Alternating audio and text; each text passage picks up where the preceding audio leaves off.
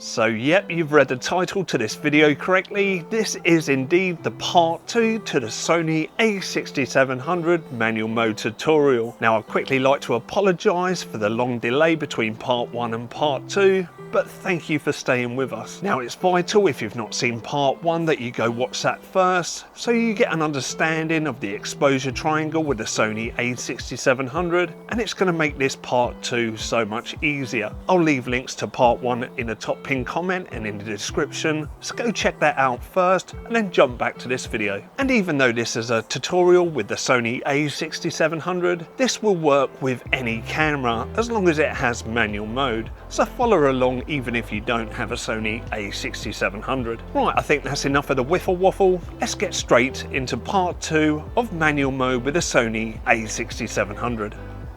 So in part 1 we showed you how the shutter speed, aperture, metering and ISO all work in harmony with each other to get the correct exposure. And in this part 2 tutorial we're going to be showing you how the shutter speed and aperture can unlock your creative ability as a photographer, and how this can stamp your own style into your photography or video work. Now in this episode we're not going to be showing you how to adjust your shutter speed or aperture, as we already showed you that in part 1, so if you're not sure how to adjust these, go watch part 1 first and then come back to this video. Right, with that all being said, let's start with our shutter speed and show you how it can affect our photography and how we can get creative with it. Now I'm going to be using the Sony a6700 on a tripod and recording through a monitor just so that it makes my job a little bit easier in this video. Now with certain shutter speeds you will need to use a tripod, but I'll tell you more about that later in the video. Now I recommend having your Sony a6700 to hand and trying to follow along so that you get a better understanding of what's happening. Now if your Sony camera isn't showing you any values at the bottom of your screen, press upwards on the rear dial to cycle through the different display modes. Now with the shutter speed we can control how much light hits the camera's sensor, but the other thing to remember with the shutter speed is it also controls the amount of motion blur that comes off objects in motion. So let me show you exactly what I mean. As you can see we've got the exposure set correctly for this scene, and we've got the shutter speed set to 1/1000th of a second, and let's take an image of a moving car. So with a shutter speed of 1/1000th, we can see that this car almost looks stationary.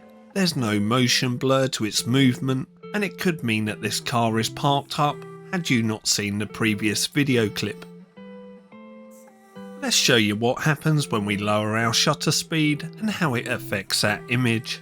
Now I'm also going to lower the ISO settings so that we can maintain the correct exposure, and that was all explained in part 1 of the tutorial.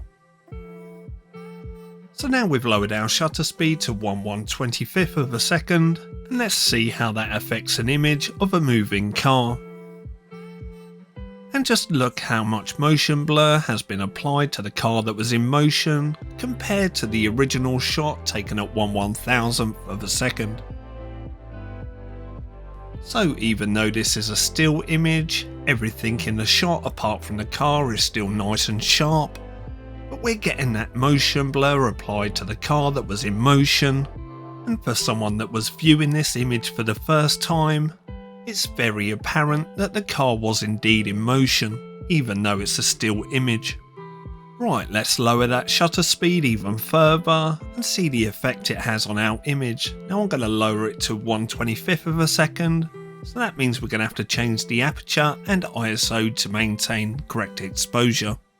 Like I say, it's vital that you watch part 1 of the tutorial so that you understand how to adjust these settings.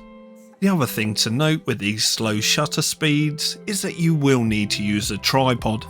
Right, let's wait for a car to come along and take another photo. And there you go, take a look just how much motion blur is now applied to the car. Remembering that this was taken with a shutter speed of 1/25th of a second, let's compare it to the photo taken at 1/1000th of a second. And even though both cars were travelling at roughly the same speed, the amount of motion blur applied to the second car because we slow down our shutter speed is a lot more visible. There's no doubt from this image that this car is definitely in motion, again even though the photo is a still image.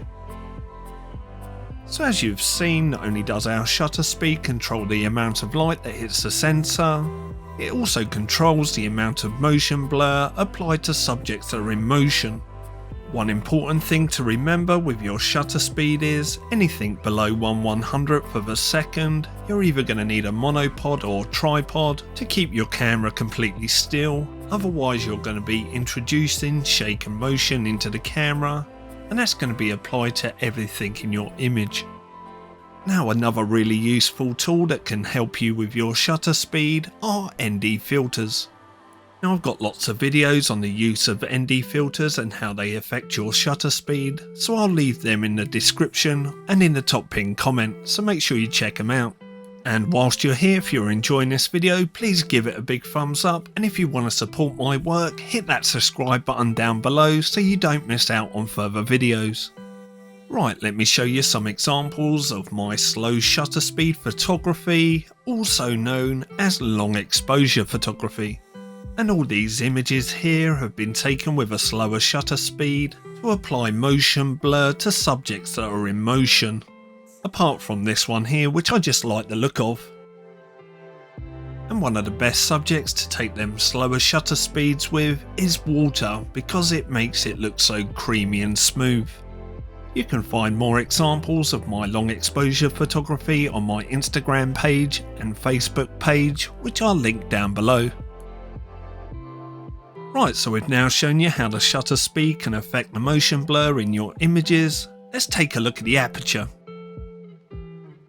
So in the same way that our shutter speed has a secondary effect on our images, the same can be said for the aperture. It also has a secondary effect on our images, and that is how much background blur or how much subject separation is applied to our photo. Now again, I'm not going to show you how to adjust your aperture in this video, go watch part 1 and then jump back to this video. Now as you learnt in part 1, the aperture is controlled inside the lens and not inside the camera, and different lenses have different amounts of adjustment in their aperture. On this particular lens, the Sigma 18-50mm, I can go up to an aperture of f22. So let's take a photo at f22 and pay particular attention to the amount of blur applied to the background. And as we can see from this photo, there's hardly any background blur at f22. Right, let's lower the aperture to f11 and take another photo. And now we're just starting to see the signs of background blur with an aperture of f11. Compare this to f22. And yes, it's very subtle, but we're starting to get there. Let's lower that aperture again to f5.6 and see if we can get that background a little bit more blurrier. And just take a look now at how blurry our background is compared to f11. We're really starting to get good subject separation. Now on this Sigma 18-50mm we can go down to f2.8, so let's see what that produces. And let's compare this image at f2.8 against the aperture of f22. And what a massive difference there is between the background blur and subject separation at these two different apertures.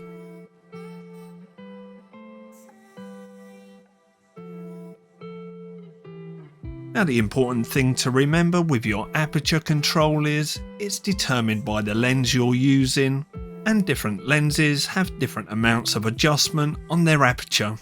The other important piece of information you need to know about your aperture is the distance that your subject is away from the camera or your focus point, and how much distance there is from your subject to the background will also affect the amount of background blur that is produced in your images. Watch these few clips at different apertures and see how our background blur changes as I move towards the camera.